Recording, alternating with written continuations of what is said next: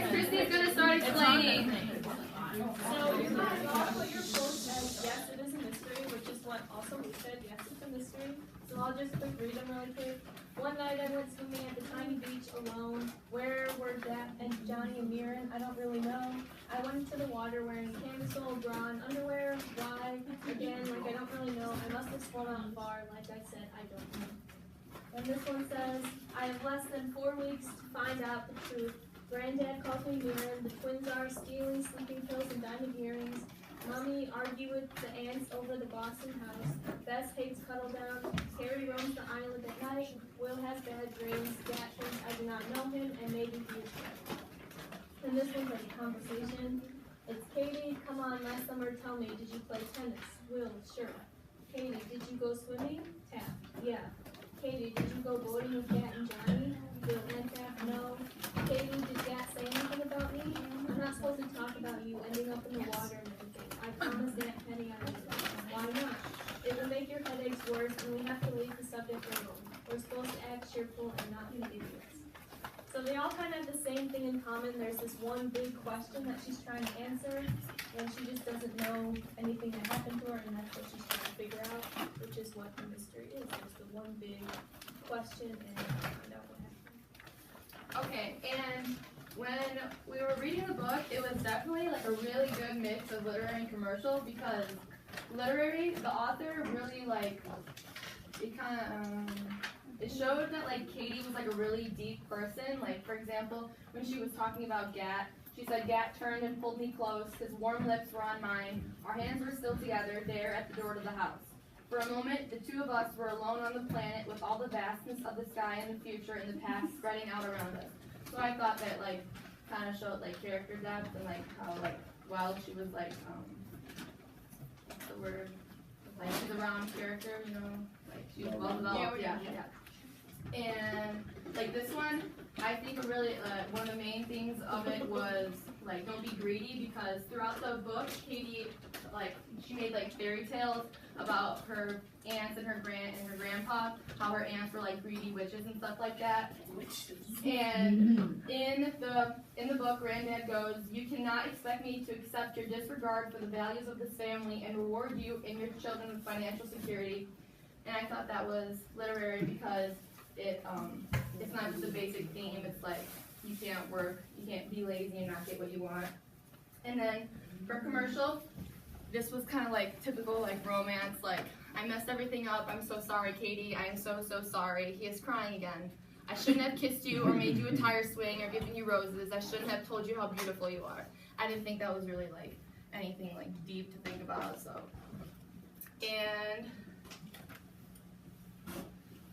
And this is kind of like a baby theme. Mommy gives me a hug, one of her long, concerned hugs, but I don't speak to her about anything, not yet, not for a while maybe. Anyway, she knows I remember. She knew when she came to my door, I could tell. I find a Sharpie and write on my hands, be a little kinder, and I was like, okay, it's not really, you know. So overall, I think it's definitely literary, but it definitely has points of commercial. I just think it's literary because Cadence herself is like a deep character, so that's what I would classify it as. So congrats, you guys passed. Wait, start the video? Yeah, we're gonna start our critique. It's definitely not gonna be okay.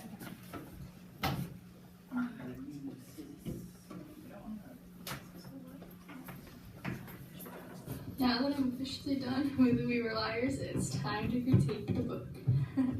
So question 1 was how often I didn't want to put the book down, and I would give that a 5. 5 meddling kids, because I did not want to put this book down. This book was attached to me like a limb the whole entire time. Question 2, how spicy were the relationships? They were so spicy. Let me tell you. 5 meddling kids, because every relationship had something different going on, but it was just so intense, and it just put the book together so well. Question 3, Caddy's overreaction to everything, and if it confused you on what was going on, I would give it a 5, because half of the time I had no idea. I had to reread some things a few times because her reactions were just so over the top that it was confusing. It got confusing. How well was the mystery hidden by the author? 5 meddling kids, once again. It was so obvious if you were looking for it. If you didn't know about it, you had no idea that it was there until the end. You had no idea. All of the clues were just so given. And the last question, how much did this book make you cry? I cry, but I don't. So in this case, I had to give it 1 meddling kids because this book did not make me cry at all. However, books don't make me cry. But I mean, if I was a crier, I'd probably give it a 5 because it was pretty emotional to say the least. And this is a book I definitely want to reread just so I can see in the end what had happened that like caused these reactions. And like I still have so many questions, but yeah, this book 1 out of 5 for the crying. There was no crying. But yeah, definitely a good read. You should read it. I'm gonna go reread it. So bye. My first time reading, I hated the book, completely hated it. In the beginning, I was said. kept thinking to myself, wow, the narrator, so Cadence Sinclair, I was just like, this girl is so over dramatic. I couldn't really tell what was happening between like real life and what she's just crazy or just thinking. So, it's definitely like a weakness in the book, just how over dramatic the narrator was. It was like, I wasn't even sure half the time about like what was really happening or her imagination or whatever it was. So, but then about probably like, I don't know, halfway through the book, that's probably when I started really liking it. Everything kind of was like engaging pretty much when the mystery started, like after she had been in her accident and, you know, you were trying to figure out what had happened to her, you have no idea. And even though there's totally subtle hints throughout the whole book, like, you should have caught it, but you don't, and it's awesome. So that's, you know, the strength of the book. A good audience for this is probably, you know, students our age. It's more of a young adult, late adolescence book because, you know, it's still kind of kiddish with like mystery and it's not really a romance book or anything like that. So, and she is like 17 years old and she's the narrator, so it's kind of like going through her life with her. So for the rating scale, how often did it? I didn't want, oh, I'm so sorry. Something popped up on my screen. How often I didn't want to put the book down, between 1 to 5 meddling kids, probably 3 meddling kids, just because like the whole beginning of the book, I did not want to read. I was just reading it, I was forcing myself to, I was like, because it's gonna suck, but right about halfway through when it started getting really good, I just sat there and I read the whole thing. I couldn't even put it down. I was like, good. How spicy were the relationships? I'll probably give it like a 2 meddling kids because they weren't very spicy. It wasn't really anything except like Kat and Cadence and their little forbidden romance, you know, but it wasn't really spicy. How many times did Katie's overreacting make you question what was actually happening in the book? 1 meddling kid to 5. Definitely 5 because I was always questioning, like, what, are you serious? Is that actually happening? Are you actually dying? Are your arms bleeding all over the place? Or are you just crying? How well did the author hide the fact that the liars were dead?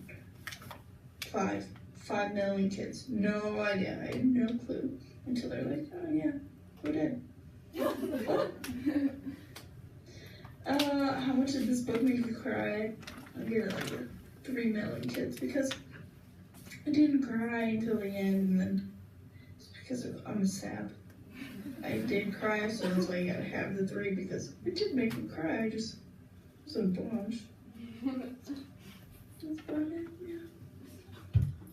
Overall, overall, I thought We Were Liars was an amazing book. It definitely kept me interested in the book and definitely wanted to read more. So me and my group, we thought of a 5-question rating system to see how we all kind of liked the book, keeping the same ideas in mind. We used a scale of 1 to 5 meddling kids, 5 being it was great, and 1 being that we didn't really like it so much. So the first question is, how often I didn't want to put the book down.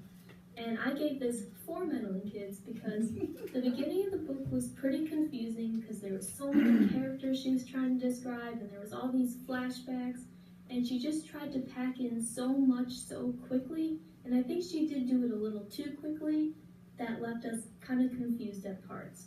But then, once we picked up on things and there was more to figure out and we actually found out what the mystery was, you just never wanted to put the book down until you found out what actually happened.